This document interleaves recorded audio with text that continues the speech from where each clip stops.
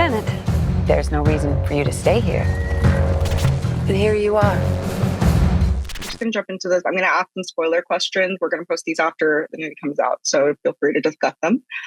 So Sienna, I love Frances. I feel like she's such a tough character who can really roll with the punches, from like losing her husband and her son to becoming like the only parent for her daughter after this like massacre. Can you talk about filming that underground scene when Frances's house is being burned and talk about what that experience was like? Because it looked like it was quite a strenuous journey in that scene. Dragging your body commando style through a very small tunnel with a child and a corset and very heavy skirts. It was challenging and it was claustrophobic. And actually the most complicated part was when we're pulled out of the hole, I had to sort of crouch in a hole that they'd made in the desert, and then they just poured earth on top of us and planks of wood. And it was physically demanding. We were kind of inhaling dust and pulling bits of dust out of my hair for weeks. I feel like I still have some somewhere.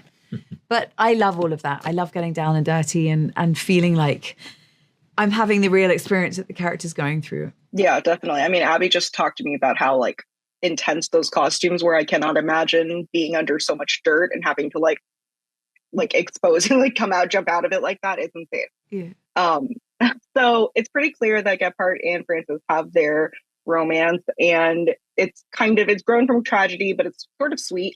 What kind of obstacles are they going to be facing in the coming years? I get a sense from some of the footage that I've seen that the two are going to be separated. Can you guys speak on that? I think they're star-crossed. I think that's how I looked at it. That, you know, that's what makes these stories interesting. It's if they're romantic kind of journeys, and you know, and it's also about they're withheld characters. If you look at it, that they're withholding a lot, as you said, what she's gone through in such an early point in this story.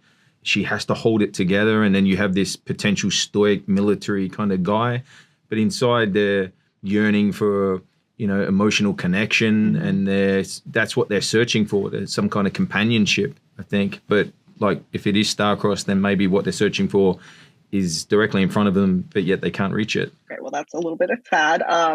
What for each of you, was the most difficult part of filming these films? Was it the climate, or filming on location, or was it some other aspect of the story? It didn't feel labored. It didn't feel hard. I mean, obviously it was physically demanding, the scenes that we've discussed, but actually Kevin leads with such passion and commitment, and it was quite a happy set. There are animals everywhere and people in exquisite costumes and makeup, and you're totally transported into another world. So I actually loved every minute of this. And what about you, Sam? Speed. It's only 50 days. It's very ambitious. Mm-hmm. Was it 50 days for just for the first movie, or for your entire time on this film, on these 4 films? No, for the entire filming. We weren't there for very long. Yeah. Yeah, Kevin, I think Kevin took 52 days to shoot it. That's the very ambitious project. Oh my God. Okay. So I was going to ask you how you manage filming all of these films, and then also like the rest of your catalog of like all your Avatar sequels, but I guess everything has been done already. Everything is ready to go. Yeah, we were in and out pretty quick, to be honest. There's a multitude of stories, so you know you've got a limited amount of days to film. So the speed of it is a lot like an independent film, even though it seems epic in scope and a sweeping saga. It was like, you know, really run and gun. Okay, so what surprised you about working with Kevin as both like as an actor, but also as a director and sort of I guess like captain of the ship, so to speak? I mean, I didn't have any scenes with him, so I haven't had that experience yet. But as a director, he's kind of living and breathing every single part of this. It's so alive in his head, and he's so enthusiastic. He's so knowledgeable about it.